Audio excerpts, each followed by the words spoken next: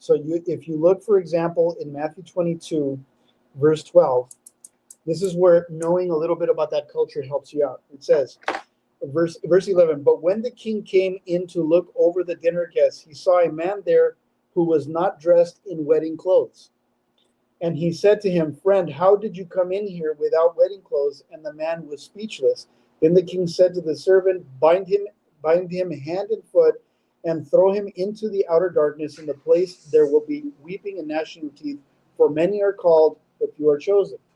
That's an interesting passage. What is the significance of it? So now I'm going to quote you from John MacArthur's commentary.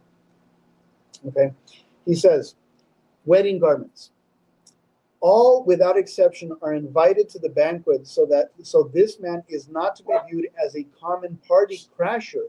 In fact, all the guests are rounded up hastily from the highways, and therefore none could be expected to come with proper attire. This means the wedding garments are supplied by the king himself. So this man's lack of proper garments indicates that he has purposely rejected the king's own gracious provision.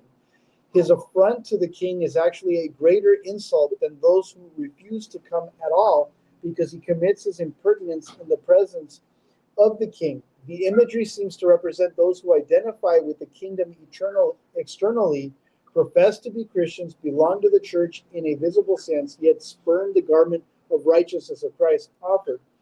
By speaking to establish a righteousness of their own, ashamed to admit their own spiritual poverty, they refuse the better garments the king graciously offers and are thus guilty of a horrible sin against his goodness.